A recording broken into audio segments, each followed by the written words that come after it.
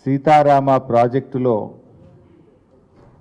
ప్రారంభోత్సవం కోసం సన్నాహక సమావేశాల పేరు మీద నెత్తి మీద నీళ్లు జల్లుకుంటూ పోటీలు పడుతూ చేస్తున్నటువంటి ప్రయత్నాల్ని మనం చూస్తూ ఉన్నాం. ఒక మంత్రి గారు మొదటి పంప్ హౌస్కు బటన్ ఒత్తి నెత్తి మీద నీళ్లు జల్లుకొని భూమికి దండం పెట్టాడు. వెంటనే ఇంకో మంత్రి గారు వెళ్ళి తనకంటే ముందు క్రెడిట్ కొట్టేయాలని ట్రాక్టర్ నడుపుతూ వెళ్ళి ఇది నేనే చేస్తున్నట్టుగా ఇంకో మంత్రి గారు చెప్పారు. అసలు నేను కదా నీటిపారుదల మంత్రి అని నిన్న ఇంకో మంత్రి గారు పోయి ఆయన కట్టుకొత్తి ఇది నాది అని చెప్పి నా సొంతమని మూడవ మంత్రి గారు బయలుదేరినారు. ఇక ఈ ముగ్గురు మంత్రులు క్రెడిట్లో పోయి ఇప్పుడు 15వ తారీఖు నాడు ముఖ్యమంత్రి గారు పోతారట. రాష్ట్రంలో సీతారామ ఎత్తిపోతల పథకం ఈరోజు గౌరవ కేసీఆర్ గారు తన ఇష్టమైన ప్రాజెక్టుగా ఆయన గారు రూపొందించినటువంటి ఆయన గారు నిర్మించినటువంటి ఈ ప్రాజెక్టు పైన క్రెడిట్ కొట్టేయడానికి కాంగ్రెస్ ప్రభుత్వం ఆపసోపాలు పడుతూ ఉంది.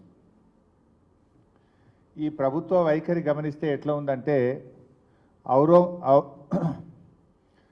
ఔరోం కి షాదీ మే అబ్దుల్లా దివానా అనే సామెత గుర్తొస్తూ ఉంది. 10 సంవత్సరాల్లో బీఆర్ఎస్ ప్రభుత్వం చేసిన కృషి, ఈ ఫలితాలను సాధించిన గొప్ప విజయాలను తమ విజయాలుగా చెప్పుకునేందుకు కాంగ్రెస్ పార్టీ పడుతున్న ఆపసోపాలు, ఈ సర్కారు పడుతున్నటువంటి ఫీట్లను చూస్తూ ఉంటే నవ్వొస్తూ ఉంది. ఖమ్మం జిల్లా కరువు బాధలు తీర్చాలని సీతారామ ప్రాజెక్టు నిర్మాణానికి సంకల్పం చేసింది కేసీఆర్ గారు. పవిత్రమైన లక్ష్యంతో చేపట్టినటువంటి ఈ ప్రాజెక్టుకు సాక్షాత్తు సీతారామచంద్రుల వారి పేరే ఉండాలని చెప్పి వారి పేరు పెట్టుకుంటే ఈ ప్రాజెక్టు శరవేగంగా పూర్తవుతుందని చెప్పి ముఖ్యమంత్రిగా ఆ రోజు కేసీఆర్ గారు నిర్ణయించారు. అనతి కాలంలో ఎన్నో అడ్డంకులు సృష్టించినప్పటికీ కూడా గత కాంగ్రెస్ నాయకులు కోర్టుల్లో కేసులు వేసి అనేక అడ్డంకులు సృష్టించే ప్రయత్నం చేసినా కూడా ఎప్పటికప్పుడు సమస్యల్ని పరిష్కారం చేస్తూ ఈ ప్రాజెక్టును వేగంగా నిర్మించే ప్రయత్నం చేసింది ఆనాటి బీఆర్ఎస్ ప్రభుత్వం. ఇవాళ ప్రభుత్వం మారినంత వల్ల ప్రారంభించే అవకాశం కాంగ్రెస్ పార్టీకి, ముఖ్యమంత్రి రేవంత్ రెడ్డికి వచ్చింది. ఇక రిబ్బన్ కట్టింగ్ అవకాశం వచ్చింది కదా అని ప్రాజెక్టు కట్టినట్లు కటింగ్ ఇచ్చే ప్రయత్నం చేస్తే జనం నవ్వుకోరా? రిబ్బన్ కట్టింగ్ అవకాశం వచ్చిందని ప్రాజెక్టే తాము కట్టినట్లు కటింగ్ ఇచ్చే ప్రయత్నం చేస్తే ప్రజలు నవ్వుకుంటారు. ఇతరుల ఘనత తమ ఘనతగా చెప్పుకునేటువంటి వ్యక్తిని ఏమంటారు? పరాన్న జీవులు అంటారు. ఇంగ్లీష్లో అయితే పారాసైట్స్ అంటారు. ఇవాళ మిమ్మల్ని చూస్తుంటే కూడా అదే అనిపిస్తూ ఉంది. ఒక ప్రాజెక్టు కట్టాలంటే దానికి సర్వే జరగాలి, డిపిఆర్ తయారు కావాలి, భూసేకరణ జరగాలి, టెండర్ల ప్రక్రియ జరగాలి, నిర్మాణానికి నిధులు సమకూర్చాలి. ఇవన్నీ దశలు పూర్తి కావాలంటే మరి ఎందుకు తెస్తారా? ఇవి ఏమవసరం ఉందిరా? ఇవన్నీ దశలు పూర్తి కావాలంటే కనీసం కొన్ని సంవత్సరాలు పడుతుంది. 7-8 నెలల లోపలనే మీరు కట్టేసిండ్రు ఈ ప్రాజెక్టు. 7-8 నెలల డిపిఆర్ తయారైంది, మీరు టెండర్లు పిలిచిండ్రు, సర్వేలు చేసిండ్రు, ల్యాండ్ ఎక్విజిషన్ చేసిండ్రు, పంపులు మోటార్లు తెచ్చి బిగించిండ్రు, సబ్స్టేషన్లు కట్టిండ్రు. 8 నెలల మొత్తం మీరు తయారు చేసి ఇనాగ్రేషన్ చేస్తుండ్రా? నవ్వుకుంటున్నారు జనం మీ యొక్క దాన్ని చూసి. అరే రోజొక్క మంత్రి పోతున్నాడు, పడిపోతున్నాడు, వాళ్ళ మధ్య పోటీ నడుస్తుంది. ఇప్పుడు ఫస్ట్ సమస్య ఏంటంటే రోజు పేపర్లు చూస్తుంటే 3 ఖమ్మం జిల్లా మంత్రుల మధ్య పోటీ నడుస్తుంది. ఒక ఆయన పోగానే తెల్లారి ఇంకో ఆయన పోతాడు, తెల్లారి ఇంకో ఆయన పోతాడు. మీరు 3 ఎట్లా పోతారని నీళ్ళ మంత్రి పోతాడు, అగో నీళ్ళ మంత్రి ఎట్లా పోతాడు అని ఇప్పుడు ముఖ్యమంత్రి పోతాడు. ఇది నడుస్తుంది ఖమ్మం జిల్లాలో. గమ్మత్ ఏంటంటే పోనీ మీరు చేసిన దానికి ఏదైనా చెప్పుకునే ప్రయత్నం చేసినా బాగుండు. ఇలా బీఆర్ఎస్ ప్రభుత్వం చేసిన దాన్ని తమ ఘనతగా చెప్పుకునేటువంటి పరిస్థితికి అంటే ఒక పరాన్న జీవులుగా ఈ కాంగ్రెస్ పార్టీ ప్రభుత్వం నాయకులు వ్యవహరిస్తూ ఉన్నారు. ఇది ఎట్లుందంటే మొన్నటిదాకా చూసిండ్రు మీరు, మేము అసెంబ్లీలో కూడా చెప్పినాం, 30,000 ఉద్యోగాల కథ ఎట్లున్నదో సీతారామ ప్రాజెక్టు కథ కూడా గట్లనే ఉన్నది. ఎందుకంటే వీళ్ళు బీఆర్ఎస్ ప్రభుత్వ హయాంలో నోటిఫికేషన్లు ఇచ్చి పరీక్ష నిర్వహించి ఎగ్జామ్ రిజల్ట్స్ కూడా ఇచ్చి కొన్ని చోట్ల ఫిజికల్ టెస్టులు కూడా చేసి మెడికల్ టెస్టులు కూడా చేసి కొన్ని టెక్నికల్ రీజన్స్ వల్ల కానీ కోర్టు కేసు వల్ల కానీ ఎలక్షన్ కోడ్ వల్ల అపాయింట్మెంట్ ఆర్డర్ మాత్రమే పెండింగ్లో ఉండే. కానీ ఇవాళ ఎట్లయిపోయిందంటే అపాయింట్మెంట్ లెటర్లు ఇచ్చే అవకాశం వస్తే ఉద్యోగాలే మేము ఇచ్చినామని ప్రచారం చేసుకుంటున్నటువంటి మీరు సీతారామ ప్రాజెక్టు విషయంలో కూడా సత్యం చెప్తారని మేము అనుకోం. మేము కూడా ఏమి అనుకోవట్లేదు, నిజాలు చెప్తాం. ఇది బీఆర్ఎస్ చేసింది 90%, మేమేదో 5-10 పైసలు చేసినామని నిజాలు చెప్పే ధైర్యం మీకు లేదు. కానీ ఆ రోజు కేసీఆర్ గారికి ఉండే, నిండు శాసనసభలో చెప్పారు. రాజీవ్ ఆరోగ్యశ్రీ పథకం కానీ, ఫీజు రియంబర్స్మెంట్ పథకం కానీ, 108 అంబులెన్సులు కానీ, ఇది రాజశేఖర రెడ్డి గారు చేసిన చాలా మంచి పని, దీన్ని యథావిధిగా కొనసాగిస్తామని చెప్పిన ధైర్యము సంస్కారము ఆ రోజు మా ప్రభుత్వానికి మా నాయకుడు కేసీఆర్కు ఉండే. కానీ మీదేంది మీ సంస్కారం? టెక్స్ట్ బుక్కుల్లో అప్పటికే ప్రింట్ అయినటువంటి పిల్లల పాఠ్య పుస్తకాల్లో కేసీఆర్ గారి పేరున్నదనో కేసీఆర్ గారి ఫోటో ఉన్నదనో పేపర్లు చింపి తమ పేర్లు అతుకుబెట్టుకున్నటువంటి వికారం ఈ ముఖ్యమంత్రి గారిది, రేవంత్ రెడ్డి గారిది. మేము నిర్మించిన ఫ్లైఓవర్లకు ఓపెనింగులు చేస్తూ, మేము కట్టిన ప్రాజెక్టులకు ప్రారంభోత్సవం చేస్తూ, మా హయాంలో ఆర్డర్ ఇచ్చినటువంటి బస్సులకు జెండాలూపుతూ, మా హయాంలో మంజూరైన కళ్యాణ లక్ష్మి చెక్కులు పంచుతూ కాలం గడుపుతున్నారు తప్ప ఒక్కటైనా నిర్మాణాత్మకమైన అడుగు ఈ 9 నెలల కాలంలో పడ్డదాన్ని నేను అడుగుతా ఉన్నా. అంతకన్నా మీరు ఏం చేసిండ్రు అని నేను అడుగుతా ఉన్నా. ఇదంతా మీ మజ్బూరి, ఇంతకుమించి మీరు చేసేది కూడా ఏం కనబడతలేదు మాకు. కేసీఆర్ గారి ఆనవాళ్లు చెరిపేస్తాం అని చెప్పి బీరాలు బలికినటువంటి ఈ నాయకులు ఇలా కేసీఆర్ గారు బీఆర్ఎస్ ప్రభుత్వం సాధించినటువంటి విజయాలను మీవిగా చెప్పుకోవడానికి మీరు పడుతున్నటువంటి తాపత్రయమే మీ మీద మా నైతిక విజయానికి ఒక సూచిక. మీ తన్లాట చూస్తుంటే మేము ఆల్రెడీ నైతికంగా మేము గెలిచినట్టే. మేము ఇచ్చిన ఉద్యోగాలు మీ ఉద్యోగాలుగా చెప్పుకుంటారు. మా హయాంలో 90% పూర్తయిన సీతారామ కట్కొత్తి మేమే చేసినామని చెప్పుకునే ప్రయత్నం చేస్తారు. మా ప్రభుత్వంలో నిర్మించిన ఫ్లైఓవర్లకు రిబ్బన్లు కత్తిరించి మేమే కట్టినట్టు ఫోజులు ఇచ్చే ప్రయత్నం చేస్తున్నారు. మా ప్రభుత్వంలో ఆర్డర్లు ఇచ్చి తయారైన బస్సులకు జెండాలూపుతూ మేమే చేసినామని చెప్పే ప్రయత్నం చేస్తూ మీరు ఇంతకు మించి ఏం చేసినారు? ఒక్క మంచి అడుగు పడ్డదా?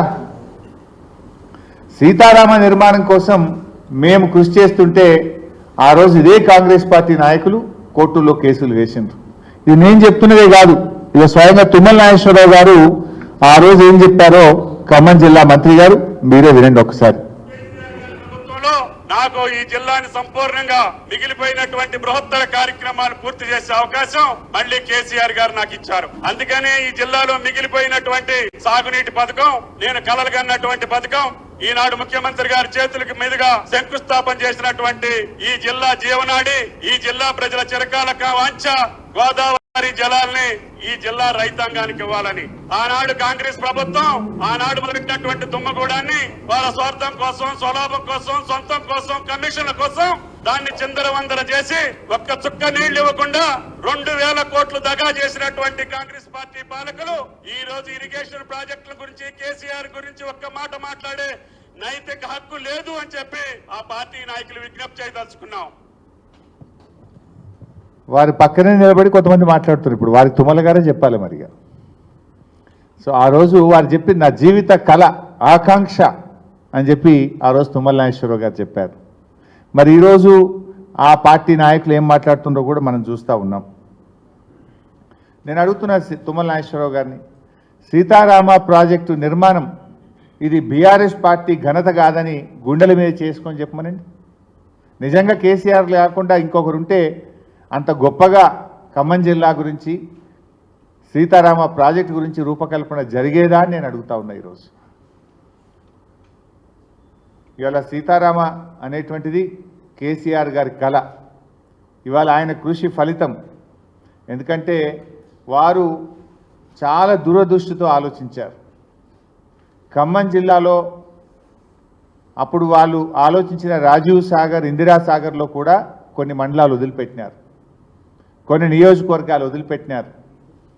ప్రతి సంవత్సరం కూడా కృష్ణానదిలో ఆలస్యంగా నీళ్లు రావడం వల్ల ఒక పంటనే సాగు జరుగుతూ ఉంది, వానాకాలం జరిగేటువంటి పరిస్థితి లేకుండా పోయింది. ఆ జిల్లా గోదావరి నదిని ఒడిసి పట్టుకొని అత్యంత ఎక్కువ పరివాహక ప్రాంతం ఉన్నటువంటి జిల్లా ఖమ్మం జిల్లా. స్వాతంత్రం వచ్చినప్పటి నుంచి ఎంతోమంది పాలకులు, ఎన్నో పార్టీలు వచ్చిపోయినాయి, కానీ ఖమ్మం జిల్లాకు చుక్క గోదావరి నీళ్ళు ఇచ్చిన పాపాన పోలేదు. అందుకే కేసీఆర్ గారు ఖమ్మం జిల్లా 2 పంటలు పండాలి, 2 పంటలు పండేటువంటి జిల్లాగా ఖమ్మం జిల్లాను మార్చాలని చెప్పి వారు సీతారామ ఎత్తిపోతల పథకానికి రూపకల్పన చేసినారు. వాస్తవానికి గత రాజీవ్ సాగర్ కానీ ఇందిరా సాగర్లో వాళ్ళు పెట్టిన నీటి సామర్థ్యం 3000 క్యూసెక్కులు మాత్రమే, కానీ కేసీఆర్ గారు 9000 క్యూసెక్కులు ప్రతిరోజు తీసుకునే విధంగా సీతారామ రూపకల్పన చేసినారు. అంటే 3 అంతలు. మీరు 3000 క్యూసెక్కులు పెడితే 9000 క్యూసెక్కులు గోదావరి నుంచి తెచ్చే విధంగా కేసీఆర్ గారు ఆలోచించారు. ప్రాజెక్ట్ అంటే 100 ఏళ్ల కోసం కడతాం, ఏదో ఒక రోజు కోసమో ఓట్ల కోసమో ఆలోచించేది కాదు. భవిష్యత్ తరాల కోసం 100 ఏళ్ల తర్వాత ఉండేటువంటి అవసరాలను దృష్టిలో పెట్టుకొని ప్రాజెక్ట్ నిర్మిస్తారు. కేసీఆర్ గారు అటు కృష్ణా జలాలు రోజు రోజుకు తగ్గిపోతూ ఉన్నాయి, కృష్ణాలో నీళ్లు రాకపోయినా గోదావరి నీళ్లతో సాగర్ ఆయకట్టును కూడా సప్లిమెంట్ చేయాలని ఆలోచన చేశారు. ఖమ్మం జిల్లాలోని ప్రతి మండలానికి, ప్రతి గ్రామానికి, ప్రతి ఎకరానికి సాగునీరు అందించే విధంగా సీతారామ ప్రాజెక్టును రూపకల్పన చేసినారు. అంత గొప్పగా ఆలోచించింది. దీన్ని మేం చేసినామంటారు. ఏం చేసింది మీరు? ఇవాళ ఈ ప్రాజెక్టులో చూస్తే మెయిన్ కెనాల్లో, ప్రాజెక్టు మెయిన్ కెనాల్లో 8 ప్యాకేజీలు ఉన్నాయి. 8 ప్యాకేజీల్లో మా ప్రభుత్వం ఉన్నప్పుడే 5 ప్యాకేజీలు కంప్లీట్గా పూర్తయినాయి. మిగతా 3 ప్యాకేజీల్లో 80% పనిచేసి పెట్టినాం. మెయిన్ కెనాల్లో ఉండే 8 ప్యాకేజెస్లో 5 ప్యాకేజీలు అయితే ఇంటోటో పూర్తి చేశాం. మిగతా 3 ప్యాకేజీల్లో కూడా 80% పని పూర్తయింది. అంటే ఓవరాల్గా ప్రాజెక్ట్ చూస్తే 90% వర్క్ డన్. పంపులు, మోటార్లు అన్నీ కూడా అప్పుడే పెట్టినాం. వాళ్ళు ఇప్పుడు అలా మొదటి పంప్ హౌస్ కానీ, రెండవ పంప్ హౌస్ కానీ, మూడవ పంప్ హౌస్ కానీ వాళ్ళు ఏదైతే ఆన్లు చేస్తున్నారో, ఇలా కట్కలు ఒత్తుతున్నారో, పంప్ హౌస్ల నిర్మాణం కానీ, మోటార్లు బిగించడం కానీ, సబ్స్టేషన్ల నిర్మాణం కానీ, ఈ 3 పంప్ హౌసులు కూడా బీఆర్ఎస్ ప్రభుత్వ హయాంలో జరిగినవే. ఇది ఖమ్మం జిల్లా ప్రజలకు తెలుసు, యావత్ తెలంగాణ ప్రజలకు కూడా తెలుసు. కానీ ఇక వీళ్ళు మాత్రం అక్కడ పోయి ఏదో నెత్తి మీద నీళ్లు చల్లుకోగానే తమ పాపాలన్నీ పోతాయి అన్నట్టు ఇదంతా మేమే చేసినామని ప్రజలు నమ్మిస్తామని అనుకోవడం అది పొరపాటు. ఎందుకంటే ఆ ప్రాజెక్టు పేరే సీతారామ ప్రాజెక్టు. శ్రీరామచంద్రుడు సత్యవాక్ పరిపాలకుడు, సత్యానికి ధర్మానికి ప్రతిరూపమైన భగవంతుడు శ్రీరామచంద్రుడు. ఆయన పేరు మీద కట్టిన ప్రాజెక్టుపై అసత్య ప్రచారాలు చేస్తే మిమ్మల్ని ఆ భగవంతుడు కూడా క్షమించడు. మీరేదైనా నిజంగా నిర్మాణం చేసి మీ హయాంలో పూర్తి చేస్తే ఆ విజయాలు మీరు చెప్పుకోండి, మాకేం అభ్యంతరం లేదు. ఇతరుల ఘనతను తమ ఘనతగా చెప్పుకునే దారిద్ర్యం నుంచి బయటకు రావాలని నేను కాంగ్రెస్ పార్టీ నాయకులకు హితవు పలుకుతా ఉన్నా. ఈరోజు ఈ ప్రాజెక్టు గురించి నిన్న కూడా మంత్రి గారు ఉత్తమ్ కుమార్ రెడ్డి గారు అంటే అన్ని అబద్ధాలే చెప్పడం, దుష్ప్రచారం చేయడమే. కాళేశ్వరం మునిగిపోయింది అన్నారు, 1,00,000 కోట్లు మునిగిపోయినాయి అన్నారు. ఇప్పుడు నీళ్ళు వస్తలేవా? అట్లనే నిన్నటి పేపర్లో, ఇది ఈరోజు పత్రిక, మంత్రి గారు మాట్లాడుతూ ఏమంటాడు, గత ప్రభుత్వం ఈ ప్రాజెక్టును ప్రారంభించిన నీటి కేటాయింపులు జరగలేదని, కాంగ్రెస్ ప్రభుత్వం వచ్చాకే కేంద్రంతో సంప్రదింపులు జరిపామని, తద్వారా ప్రాజెక్టుకు 67 టీఎంసీల నీటిని కేటాయించినట్లు ఉత్తమ్ కుమార్ రెడ్డి గారు చెప్పారట. ఇది కేంద్ర ప్రభుత్వం నుంచి వచ్చిన లెటర్లు. హైడ్రాలజీ క్లియరెన్స్, ఇది డేట్ వచ్చి హైడ్రాలజీ క్లియరెన్స్కు 3/4/2023 3 ఏప్రిల్ 2023లో ప్రాజెక్టుకు 67 టీఎంసీల నీటిని కేటాయిస్తూ కేంద్ర జలవనరుల విభాగం సెంట్రల్ వాటర్ కమిషన్ ఇచ్చిన ఉత్తర్వు. రెండవది ఇంటర్స్టేట్, ఒక ప్రాజెక్టుకు నీటి కేటాయింపులు జరగాలంటే ఆ నది మీద ఉన్నటువంటి ఇతర రాష్ట్రాలు కూడా ఒప్పుకొని ఇతర రాష్ట్రాల నుంచి కూడా కాన్సెంట్ తెచ్చి అప్పుడు కేంద్రంలో సెంట్రల్ వాటర్ కమిషన్ ఆ వాటర్ అలొకేషన్ చేస్తుంది. గోదావరిలో మహారాష్ట్ర అనుమతి, ఆంధ్రప్రదేశ్ అనుమతి, కర్ణాటక అనుమతి కూడా తెచ్చిన తర్వాత ఆ 3 రాష్ట్రాలకు తిరిగి మేమే అనుమతులు తెచ్చాం.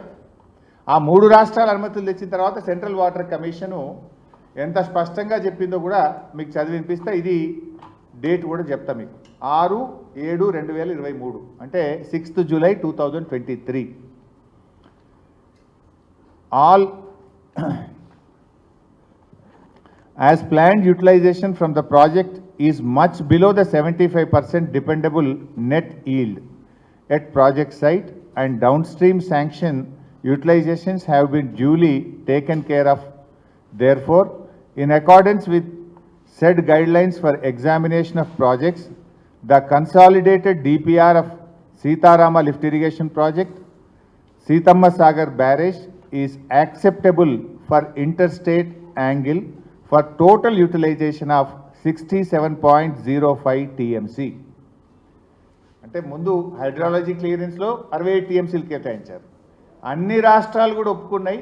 మేము సెంట్రల్ వాటర్ కమిషన్లో ఇంటర్స్టేట్ విభాగం కూడా 67.05 టీఎంసీల నీటిని వినియోగించుకోవడానికి మాకు ఎటువంటి అభ్యంతరం లేదు అని కేటాయిస్తూ కూడా ఇది సెంట్రల్ వాటర్ కమిషన్ నుంచి జూలై 2023లో వచ్చిన లేఖ.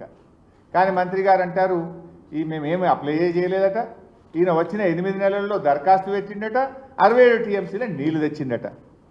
అబద్ధాలు అంటే కనీసం అతికెట్టని ఉండాలి. ఇంత దిగజారినటువంటి రాజకీయాలు అవసరమా?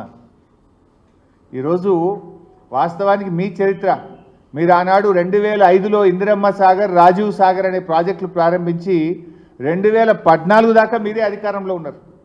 9 ఏళ్ళు అధికారంలో ఉంటే నీటి కేటాయింపులు కూడా చేయలే. ఒక ప్రాజెక్టుకు ఇంటర్స్టేట్ అనుమతి కూడా మీరు తీసుకురాలేదు. ప్రాజెక్టుకు ఫారెస్ట్ క్లియరెన్స్ కూడా మీరు తీసుకురాలేదు. 9 ఏళ్లలో ప్రాజెక్టు పూర్తి చేయడం కాదు, 9 ఏళ్లలో కనీసం అనుమతులు కూడా తేనటువంటి ఘనత ఈ కాంగ్రెస్ ప్రభుత్వానికి. 2005 to 2014 ఇదే బట్టి విక్రమార్క గారు డిప్యూటీ స్పీకర్గా క్యాబినెట్ ర్యాంకులో ఉన్న ఆ రోజు ఖమ్మం జిల్లా ప్రాజెక్టును మీరు పట్టించుకోకపోవడం వల్ల 9 ఏళ్లలో అనుమతులు కూడా మీరు సాధించలేదు. ఇవాళ ఈ ప్రాజెక్టు ఏ రకంగా చూసినా గతంలోని ఇందిరాసాగర్, రాజీవ్ సాగర్ల కంటే ఈ యొక్క ప్రాజెక్టు ఖమ్మం జిల్లాకు ఒక వరప్రదాయం. మీరు చూస్తే ఈరోజు ఇందిరాసాగర్ అంతర్రాష్ట్ర ప్రాజెక్టుగా మారిపోయింది. దాని హెడ్ వర్క్స్ ఏమో ఆంధ్రాలు ఉంటాయి, పారకం తెలంగాణలో ఉంటుంది. అంటే ప్రతిరోజు ఆంధ్ర మీద ఆధారపడి మనకు నీళ్ళు వచ్చేటువంటి పరిస్థితి. ఆ సమస్యను తొలగించడం కోసం మనము ఇందిరాసాగర్, రాజీవ్ సాగర్లను మార్చుకొని రీఇంజనీరింగ్ చేసుకొని సీతమ్మ సాగర్ ప్రాజెక్టును మనము ఈ ప్రాజెక్టును రూపకల్పన చేసుకున్నాం. ఆ రోజు రాజీవ్ సాగర్, ఇందిరాసాగర్లో 10 పంపింగ్ స్టేషన్లు ఉండే. ఎక్కువ పంపింగ్ స్టేషన్లు ఉంటే ఎక్కువ సమస్యలు వస్తాయి. కేవలం దాన్ని 4 పంపింగ్ స్టేషన్లకే తగ్గిస్తూ మనము ఈ ప్రాజెక్టును రూపకల్పన చేసుకున్నాం. ఆ రోజు ప్రాజెక్టులో ఉన్న ఆయకట్టు చూస్తే 3,24,000 ఎకరాలు ఉంటే ఇవాళ 6,74,000 ఎకరాలకు ఆయకట్టు కూడా పెంచుకోవడం జరిగింది. ఆ రోజు 27 టీఎంసీల నీటి కేటాయింపు ఉంటే ఇవాళ 67 టీఎంసీల నీళ్లను కేటాయించింది బీఆర్ఎస్ ప్రభుత్వం. ఆ రోజు బ్యారేజ్లో 1.2 నిల్వ సామర్థ్యం ఉంటే దాన్ని 36 టీఎంసీల నిల్వ సామర్థ్యానికి దుమ్ముగూడెం బ్యారేజ్ దగ్గర మనం పెంచుకున్నాం. మరి ఆ రోజు ఖమ్మం జిల్లాలోని తిరుమలాయిపాలెం కానీ, కూసుమంచి కానీ, నెలకొండపల్లి మండలం కానీ, ఖమ్మం రూరల్ మండలం కానీ, ముదిగొండ మండలానికి చుక్క నీరిచ్చే అవకాశం లేకుండే ఆ రోజు. రాజీవ్ సాగర్, ఇందిరా సాగర్లో కొన్ని మండలాలను, కొన్ని నియోజకవర్గాల్ని వదిలిపెట్టినారు. అవి కరువు పీడిత ప్రాంతాలు, తాగడానికి నీళ్లు లేక కష్టపడ్డటువంటి ప్రాంతాలకు ఆ రోజు మీరు అవకాశం కల్పించలే. కానీ సీతారామ ప్రాజెక్టులో ఈ తిరుమలాయపాలెం, కూసుమంచి, నేలకొండపల్లి, ఖమ్మం రూరల్, ముదిగండతో పాటు ప్రతి ఎకరానికి ఖమ్మం జిల్లాలో నీళ్ళు వచ్చే విధంగా మేము రూపకల్పన చేసుకోవడం జరిగింది. మహబూబాద్ మరి మన డోర్నకల్ ప్రాంతానికి కూడా నీళ్ళు వచ్చే విధంగా రూపకల్పన చేసుకోవడం జరిగింది. ఇంకోటి ఏంటంటే సాగర్ గురించి మనందరికీ తెలుసు. ఇప్పుడు పైన కర్ణాటక ఆల్మట్టి కట్టిన తర్వాత, పైన యూటిలైజేషన్ పెరిగిన తర్వాత ఆగస్టు సెప్టెంబర్లో కానీ మనకు నాగార్జున సాగర్కు నీళ్ళు వస్తలేవు. అంటే మొదటి పంట పోతూ ఉంది. ప్రతిసారి నాట్లు ఎప్పుడన్నా వచ్చినా ఆలస్యంగా పడతా ఉన్నాయి. 2 పంటలు పండే పరిస్థితే లేదు. ఒకటే పంట, అది లేటుగా వేసుకునేటువంటి పరిస్థితి వస్తూ ఉంది. ఇవాళ ఏమైతుంది, ఖమ్మం జిల్లా సీతారామ అనేది మన దుమ్ముగూడెం దగ్గర కట్టుకున్న బ్యారేజు 365 రోజులు నీళ్ళు ఉంటాయి అక్కడ. దాంట్లో జూన్ నెలలోనే లిఫ్టింగ్ చేసుకుంటే జూన్లోనే ఖమ్మం జిల్లా రైతులు నాట్లు వేసుకునే అవకాశం వస్తుంది. బంగారమోలే 2 పంటలు పక్కాగా పండే జిల్లా ఈ రాష్ట్రంలో ఖమ్మం జిల్లా అవుతుంది. ఆ రకంగా మేము రూపకల్పన చేసినాం. ఇలా బ్యారేజ్ మనం పెంచుకోవడం ద్వారా, కొత్త బ్యారేజ్ కట్టుకుంటే అద్భుతంగా 36 టీఎంసీల నిల్వ సామర్థ్యం ఉంటుంది. జూన్లోనే మోటార్ లాంచ్ చేసుకుంటే జూన్లోనే ఖమ్మం జిల్లా మొత్తం నాట్లు పడుతుంది. మన కృష్ణా జలాలు వచ్చినా రాకపోయినా, సాగర్ నిండినా నిండకపోయినా, అటు సాగర్ ఆయకట్టు, ఖమ్మం జిల్లాలోని ప్రతి ఎకరా 2 పంటలు పండే విధంగా ఈ యొక్క సీతారామ ప్రాజెక్టును బీఆర్ఎస్ ప్రభుత్వం రూపకల్పన చేసింది. మీరు అది కనీసం కలనన్నగన్నారా? కలలోనైనా మీకు ఇటువంటి ఆలోచన వస్తుందా? ఇలా కేసీఆర్ గారు ఇంత గొప్పగా ఆలోచిస్తే కనీసం ఒక మంచి మాట చెప్పకపోయినా మీరు బురద జల్లే ప్రయత్నం. ఇదేదో తమ క్రెడిట్గా చెప్పుకుంటే ఖమ్మం జిల్లా ప్రజలు, రాష్ట్ర ప్రజలు నవ్వుతారు. ఏం చేసిందని మీరు ఇవాళ పాలేరు కానీ, వైరా కానీ, లంకా సాగర్ రిజర్వాయర్లు స్టెబిలైజ్ అవుతాయి. కొన్ని సంవత్సరాలు చుక్క నీళ్ళు లేవు. పాలేరుల డ్రింకింగ్ వాటర్ ఉంది ఖమ్మం జిల్లా. ఇలా ఖమ్మం పట్టణానికి 3 రోజులకోసారి, 2 రోజులకోసారి మంచినీళ్ళు వస్తున్నాయి. రేపు సీతారామ పాలేరుకు లింక్ అయితే తాగునీటికి, సాగునీటికి ఢోకా లేకుండా పాలేరు రిజర్వాయర్ 365 రోజులు నిండు కుండలాగా ఉండే విధంగా పాలేరుకు సీతారామ ప్రాజెక్టుని కలిపాం మేము. సాగర్లో నీళ్లున్నా లేకపోయినా, కృష్ణాలో వరద వచ్చినా లేకపోయినా, పాలేరు, వైరా, లంకా సాగర్ రిజర్వాయర్లు 365 రోజులు గోదావరి జలాలతో కలకలలాడే విధంగా తెచ్చాం. ఈ 3 రిజర్వాయర్లే కాదు, ఖమ్మం జిల్లాలో ఉండే 3000 చెరువులకు ఈ ప్రాజెక్టు ద్వారా లింక్ చేయడం జరిగింది. ఈ 3000 చెరువులు, ఈ 3 రిజర్వాయర్లు, ఇవన్నీ కూడా ఇంటర్లింక్ చేసి అటు సాగర్ ఆయకట్టుకు, కొత్త ఆయకట్టుకు కూడా నీళ్ళు ఇచ్చే విధంగా రూపకల్పన చేసినాం. చాలా సందర్భాల్లో టెయిల్ ఎండ్ అయి ఖమ్మం జిల్లాకు సాగర్ నీళ్లు రాక పంటలు ఎండిపోయిన పరిస్థితులు, రైతులు ధర్నాలు చేసినటువంటి పరిస్థితులు. ఆ ప్రజల కళ నెరవేర్చాలని 3,40,000 ఎకరాల సాగర్ ఆయకట్టు సీతారామ ప్రాజెక్టు ద్వారా స్థిరీకరణ చేసేటువంటి ప్రయత్నం కూడా చేశాం. ఆనాడు రాజీవ్ సాగర్, ఇందిరా సాగర్లో జల విద్యుత్ ఉత్పత్తి లేదు. కానీ ఈరోజు సమ్మక్క బ్యారేజ్లో, ఈరోజు సీతమ్మ బ్యారేజ్లో 280 మెగావాట్ల విద్యుత్ ఉత్పత్తికి కూడా మనం సీతమ్మ బ్యారేజ్లో రూపకల్పన చేయడం జరిగింది.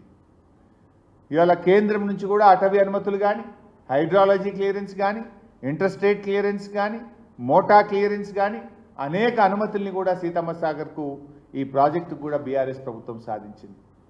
అంతేకాకుండా స్వయంగా కేసీఆర్ గారే ఆనాటి జల విద్యుత్ శాఖ మంత్రి దగ్గరికి వెళ్ళి మరి వారితో కూర్చొని భరత్ సింగ్ షెకావత్ గారితో మాట్లాడి ఈ ప్రాజెక్టుకు అనుమతులు సాధించారు. స్వయంగా ముఖ్యమంత్రిగా తానే పలుసార్లు కేంద్ర జలవనరుల మంత్రి గారి దగ్గరికి వెళ్ళడం జరిగింది. మరి అదేవిధంగా ఆ రోజు రాజీవ్ సాగర్, ఇందిరా సాగర్లో 18 కిలోమీటర్ల కిన్నెరసాని అభయారణ్యం ఉండే wild life forest. Wild life forest ఉంటే దానికి సుప్రీంకోర్టు అనుమతి ఇవ్వాలి. 2005లో మీరు ప్రాజెక్టు కొబ్బరికాయ కొట్టి 2014 వరకు అధికారంలో ఉంటే 9 ఏళ్లలో వైల్డ్ లైఫ్ క్లియరెన్స్ కూడా మీరు తీసుకురాలి. ఖమ్మం జిల్లాకు నీళ్ళు ఇచ్చే ఉద్దేశం మీకు లేకుండే, మీకు ఆ సిన్సియారిటీ లేకుండే. 9 ఏళ్ళు మీరు అధికారంలో ఉన్న ప్రాజెక్టు పనులు పక్కన పెట్టండి, కనీసం వైల్డ్ లైఫ్ ఫారెస్ట్ క్లియరెన్స్ అనేది తెచ్చిందా? ఆ రాజీవ్ సాగర్, ఇందిరా సాగర్ను వైల్డ్ లైఫ్ ఫారెస్ట్లో ఇరికిచ్చారు మీరు. కానీ ముఖ్యమంత్రి గారు ఆనాడు కేసీఆర్ గారు ఆలోచించి వైల్డ్ లైఫ్ ఫారెస్ట్ నుంచి బయటకు తీసుకొచ్చి సీతారామ ప్రాజెక్టుకు మనము ఎలాంటి ఇబ్బందులు లేకుండా అన్ని అనుమతులు తెచ్చింది ఇవాళ బీఆర్ఎస్ ప్రభుత్వం. ఆ రోజు పైప్ లైన్లు మీరు 77 కిలోమీటర్లు పెట్టారు, మెయింటెనెన్స్ ప్రాబ్లమ్స్ వస్తాయి. ఆ ప్రెషర్ మెయిన్స్ను 77 కిలోమీటర్ల నుంచి 8.5 కిలోమీటర్లకు తగ్గించింది కూడా బీఆర్ఎస్ ప్రభుత్వం. ఇట్లా చెప్పుకుంటూ పోతే ఎన్నో ఆలోచనలతోని ఖమ్మం జిల్లా ఒక శాశ్వత పరిష్కారాన్ని ఇవ్వాలని చెప్పి బీఆర్ఎస్ ప్రభుత్వం మరి కృషి చేసింది. మేం చేసినటువంటి దీన్ని ఇదేదో మేమే మొత్తం కాంగ్రెస్ ప్రభుత్వం వచ్చిన తర్వాతనే ప్రాజెక్టు కొబ్బరికాయ కొట్టినట్టు, వీళ్ళు రాత్రులంతా కష్టపడి పనిచేసినట్టు ఆ క్రెడిట్ కొట్టేసే ప్రయత్నం చేస్తూ ఉన్నారు. ఏదంటే వాస్తవాలు మాట్లాడండి. తప్పకుండా ఇది మాకు చాలా సంతోషం. ఇవాళ బీఆర్ఎస్ పార్టీ కానీ మా నాయకుడు కేసీఆర్ కానీ ఖమ్మం జిల్లాకు గోదావరి జలాలు రావడం అనేటువంటిది మాకెంతో సంతోషాన్ని ఇస్తుంది. ఇలా ప్రభుత్వం మారడం వల్ల మీకు ప్రారంభోత్సవం చేసే అవకాశం రావచ్చు, దానికి మాకేం బాధ లేదు. కానీ వాస్తవాలు చెప్పండి, వాస్తవాలు మాట్లాడండి. నిజంగా ఈ ప్రాజెక్టు వల్ల ఖమ్మం జిల్లా రూపురేఖలు మారిపోతాయి. ఖమ్మం జిల్లా ఇక ముఖాన్ని మొగులుగు పెట్టి చూడాల్సిన అవసరం లేదు. ముఖాన్ని ఏ ఆల్మట్టి నిండుతుందా, తుంగభద్రలో వరదొస్తుందా, కృష్ణాలో వరదొస్తుందా అని ఎదురు చూడాల్సిన అవసరం లేదు. కటుకొత్తుతే ఆ సీతారాముల వారికి మొక్కి కటుకొత్తుతే జూన్లో నాట్లు పట్టనే ఉంటాయి.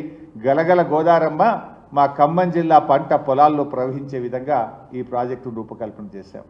ఇంత అద్భుతంగా ఈ ప్రాజెక్టు రూపకల్పన జరిగింది. ఇవాళ దాని ఫలితాలు రావడం నిజంగా చాలా సంతోషం. తప్పకుండా బీఆర్ఎస్ పార్టీ ఆధ్వర్యంలో కూడా మొత్తం ఖమ్మం జిల్లా అంతా కూడా పండుగ నిర్వహించుకుంటాం. ఈ ప్రాజెక్టు ప్రారంభమయ్యేటువంటి సందర్భంలో తప్పకుండా ఖమ్మం జిల్లా యావత్తు కూడా ఒక పండగలాగా చేసుకునేటువంటి ఒక శుభ సందర్భం.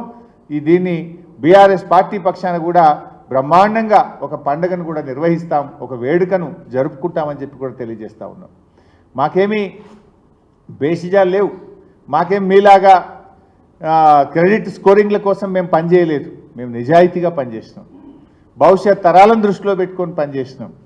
ఏం చేసినా ఈ రాష్ట్రం 100 ఏళ్ల పాటు మరి చల్లగా ఉండాలి, రైతులకు మేలు జరగాలి, భవిష్యత్ అవసరాలు దృష్టిలో పెట్టుకొని పనిచేసినాం తప్ప మేము తాత్కాలికమైన పని చేయలేదు. ఇవాళ 9000 క్యూసెక్కులు పెట్టినాం. ఆ రోజు రాజీవ్ సాగర్, ఇందిరా సాగర్లో 3200 క్యూసెక్కులు ఉంటే ఇవాళ 3 అంతలు 9000 క్యూసెక్కులు పెట్టినాం. అంటే ఇక్కడ ఇంకో చాలా ఇంపార్టెంట్ పాయింట్, పాలేరు దాకా నీళ్ళు వస్తున్నాయి, గోదావరి నీళ్ళు. పాలేరుకి వస్తే ఏమవుతుంది, ఒక చిన్న పంపు రివర్స్ పంపింగ్లో మనం ఎట్లయితే వరద కాలువలో ఎస్ఆర్ఎస్పిలో పెట్టుకున్నామో ఒక చిన్న పంపు పెట్టుకుంటే నల్లగొండ జిల్లా మొత్తం కూడా గోదావరి జలాలతో నల్లగొండ జిల్లాలోని సాగర్ ఆయకట్టు కూడా నీళ్ళు వచ్చే అవకాశం ఉంటుంది. భూసేకరణ ఉండదు, అతి తక్కువ ఖర్చుతో పాలేరు బ్యాక్ వాటర్ నుంచి ఒక చిన్న లిఫ్ట్ పెట్టుకుంటే కృష్ణా జలాలు వచ్చినా రాకపోయినా నల్లగొండ జిల్లాకు కూడా గోదావరి జిల్లాలు తీసుకుపోయే అవకాశాన్ని కూడా ఆ రోజు కేసీఆర్ గారు దృష్టిలో పెట్టుకొని ఆలోచన చేసింది. మనకేంటంటే ఆ కృష్ణా ట్రిబ్యునల్ ముందు వాదనలు అవుతున్నాయి. కృష్ణాలో మన రాష్ట్రం యొక్క వాటా సాధించాల్సినటువంటి అవసరం ఉంది కనుక అప్పుడే మనం ఆ డిపిఆర్లో పెట్టలే. ఒకసారి కృష్ణాల రైట్ఫుల్ షేర్ మనకు రాగానే ఈ పాలేరు నుంచి ఒక చిన్న పంపు పెట్టుకుంటే ఎప్పుడన్నా కృష్ణాలో వరద రాకపోయినా నీళ్లు రాకపోయినా నల్లగొండ జిల్లాకు కూడా గోదావరి జలాలు అందించేంత భవిష్యత్తు దృష్టిలో పెట్టుకొని దూరదృష్టితోని కేసీఆర్ గారి ప్రభుత్వం పనిచేసింది. ఇంత గొప్పగా మేము ఇలా రాష్ట్రం కోసం ఆలోచించినటువంటి వాళ్ళం. కానీ మీరు మాత్రం కేవలం రాజకీయ ప్రయోజనాల కోసం, మీరు చిన్న చిన్న దానికోసం మీ ప్రభుత్వం పనిచేస్తూ ఉంది. ఇవాళ ఏమైపోయింది రాష్ట్రంలో, మీరు పరిపాలన చూస్తే అంత ఆగమాగమైపోయింది రాష్ట్రం. ఎక్కడ చూసినా ఇవాళ రాష్ట్రంలో విషజ్వరాలు, రాష్ట్రంలో ప్రజలు విషజ్వరాలతో ప్రాణాలు విడుస్తూ ఉన్నారు. మంచమెక్కిన మాన్యమని పతాక శీర్షికన పత్రికల్లో వార్తలు వస్తూ ఉన్నాయి. దవాఖానలలో మంచాలు దొరకని పరిస్థితి ఏర్పడ్డది. ప్రభుత్వ ఆసుపత్రులలో బెడ్లు లేవు. చిన్న పిల్లలు కూడా చనిపోతున్నారు ఈరోజు. ఇలా 8 నెలల బాలుడు కూడా ఈరోజు విషజ్వరంతో మరి చనిపోయినటువంటి పరిస్థితి. ప్రజ్వల్ అనేటువంటి 8 నెలల బాబు డెంగ్యూతో చనిపోయిన పరిస్థితి. ఆసిఫాబాద్ జిల్లా గండిపేట గ్రామంలో 32 ఏళ్ల కాశీనాథ్, 18 ఏళ్ల పూజ అనే అమ్మాయి కూడా విషజ్వరాలతో చనిపోయింది. రాష్ట్రంలో దాదాపు 3000 డెంగ్యూ కేసులు నమోదైనాయి. వేలాది మంది చికెన్ గునియా, వైరల్ ఫీవర్స్, విషజ్వరాలతో ప్రజలు బాధపడతా ఉన్నారు. అంటే గందరగోళం అయిపోయింది. దవాఖానాలలో మందులు లేవు. ప్రజలు చాలా ఇబ్బంది పడుతున్నటువంటి పరిస్థితి ఉన్నది. ప్రజలు విలవిల్లాడుతున్నటువంటి పరిస్థితి ఉంది. పసికందులను కుక్కలు విక్క తింటున్నాయి. హాస్పిటళ్లలో మందులు లేవు. పల్లెల్లో పారిశుద్ధ్యం పడికేసింది. 8 నెలల్లో అంతా ఎటమటం అయిపోయింది. గురుకులాల్లో మా అక్క చెప్తుంది, ఎలుకలు కొరుకుతున్నాయి పిల్లలు. గురుకులాల్లో విషాహారం తిని ప్రతిరోజు పేపర్లో చూడండి 30 మందికి మరి ఆసుపత్రుల పాలైంది, 20 మంది ఆసుపత్రుల పాలైంది. ఇక్కడ విషాహారం తిన్నారు, ఎలుకలు పడ్డాయి, బల్లులు పడ్డాయి, పిల్లలకు బయలు వాంతులు పెట్టినాయి. ఏదో ఒక గురుకుల పాఠశాల, ఎస్సీ గురుకులమో, మైనార్టీ గురుకులమో, బీసీ గురుకులమో నిత్య కృత్యం అయిపోయింది రాష్ట్రంలో. ఆనాడు మా ప్రభుత్వం ఉన్నప్పుడు ఎప్పుడన్నా 6 నెలలకో ఏడాదికో ఒక్క చోట జరిగితే వీళ్ళు రాద్ధాంతం చేద్దురు. కానీ ఇలా అసలు గురుకులాల్లో పిల్లలు అనారోగ్యం పాలైనరు. కానీ ఒక్కరోజు ఉంటే ఒట్టు, ప్రతిరోజు ఏదో ఒక గురుకులంలో విషాహారం తిన్నారు, పిల్లలకు జ్వరాలు వచ్చినాయి, బయలువాంతులైనాయి, దవాఖానలు పడ్డారు, ఆగమాగమవుతున్నారు. ఇలా అన్నం కారం మెతుకులతో పిల్లలు తినే ఫోటోలు కూడా చూసినాం కదా మనం. కనీసం వాళ్ళకు తిండి కూడా సరిగా పెట్టలేరు. కారం వేసుకొని, నూనె వేసుకొని అన్నం మెతుకులు పిల్లల్ని తినేటువంటి పరిస్థితి ఈరోజు ఈ ప్రభుత్వం తీసుకొచ్చింది. అంటే పాలన పడకేసింది. మీరు ఎంతసేపు మార్కులు, స్కోరింగులు, బ్రేకింగులు, గోబల్స్ ప్రచారము, దుష్ప్రచారాల మీద దృష్టి పెట్టింది తప్ప మీరు ఈ పబ్లిసిటీ స్టంట్స్, నేను ఇకనైనా దిగండి, పబ్లిసిటీ స్టంట్స్ మానండి, గవర్నెన్స్ మీద దృష్టి పెట్టండి అని నేను ప్రభుత్వాన్ని కోరుతా ఉన్నాను. ఇక్కడ మీరు నిజంగా గవర్నెన్స్ మీద దృష్టి పెడితే ప్రతిరోజు సంక్షేమ హాస్టళ్లలో పిల్లలు ఆసుపత్రుల్లో పాల్గారు కదా. రాష్ట్రంలో మలేరియా, డెంగ్యూ, వైరల్ ఫీవర్స్ ఇంతగా ప్రబలై కదా. జ్వరం సర్వే అని పెట్టిండు, అది తూతూ మంత్రం నడిచింది. జ్వరం సర్వే అంతా తూతూ మంత్రంగానే నడిచింది తప్ప ఎక్కడైతలేదు. మీరు లిక్కర్ టార్గెట్ల మీద దృష్టి పెట్టింది గవర్నమెంట్. సీరియస్ పని చేస్తుంది గవర్నమెంట్. ఎక్కడ పని చేస్తుందంటే, నువ్వు వైన్ షాప్ వాళ్ళకి ఫోన్లు చేసి లోడ్ ఎత్తుతావా అని అధికారులు బెదిరిస్తున్నారు. ఇది కూడా పతాక శీర్షికల వార్తలు వస్తున్నాయి. వైన్ షాపులకు టార్గెట్లు పెట్టి లిక్కర్ ఆదాయం పెంచడం మీద ఉన్న శ్రద్ధ ప్రజల ఆరోగ్యాన్ని కాపాడే విషయంలో ఈ ప్రభుత్వానికి లేకుండా పోయింది. టార్గెట్లు పెట్టి మరీ వైన్ షాపులను, బార్లను బెదిరించి ప్రజలకు ఇంకా తాగించండి, అమ్మండి అని బెదిరించి ఇలా వైన్ షాపులకు లోడ్ల మీద లోడ్లు బుకింగ్లు పెట్టి చేపిస్తున్నటువంటి ప్రభుత్వం. దాని మీద మీకు శ్రద్ధ ఉన్నది. ఇవాళ ప్రభుత్వ సంక్షేమ హాస్టల్లో పిల్లలు పడుతున్న కష్టాల మీద ఏ మంత్రి కూడా పోతలేడు. ఓ హాస్టల్లో పోయి ఒక మంత్రి అన్నం తిన్నాడా? ఎక్కడన్నా ఓ హాస్టల్లో పిల్లలు ఆసుపత్రి పాలైతే ఒక్క మంత్రి గారు పరామర్శించిండ్రా? కారం మెతుకులతో పిల్లలు అన్నం తింటే స్పందించిందా ఈ ప్రభుత్వం? దాని మీద స్పందించారు. మా ప్రభుత్వం చేసిన పనుల విషయంలో పబ్లిసిటీ కోసం మాత్రం జిమ్మిక్కులు చేస్తున్నారు. వచ్చిన బీఆర్ఎస్ ప్రభుత్వం చేసిన పనులకు నీళ్లు మేమిచ్చినాం, మేం చేసినామని చెప్పి ప్రయత్నం చేసే తనలాటుంది. నిన్న కూడా ఆర్మూర్ల కుక్కలు కొరికినాయట. నిన్న 7 మందిని ఆర్మూర్ల కుక్కలు కొరికితే 3 సీరియస్ ఉందని పొద్దుగాలేదో పేపర్లో వార్త చదివిన.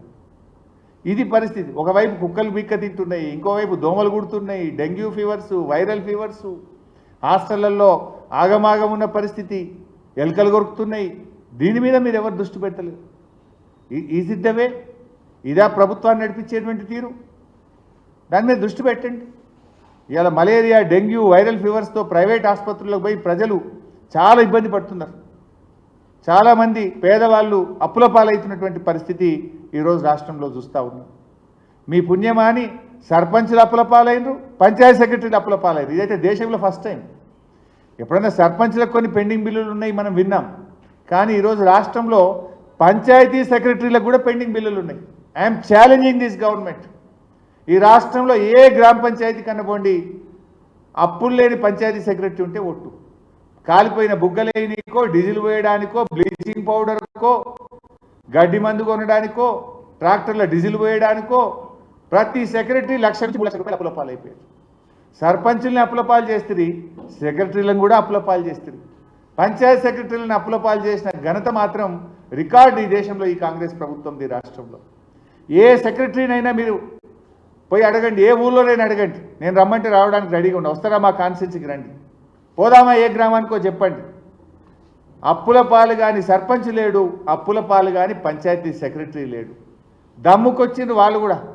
ఇక మేము డీజిల్ పోయలేమని చేతులు ఎత్తితే ఇవాళ దోమలు పెరిగి ఈగలు పెరిగి వైరల్ ఫీవర్స్తో ప్రజలు బాధపడుతుంటే కూడా ఈ ప్రభుత్వం పట్టించుకున్న పరిస్థితి లేదు. Thank you.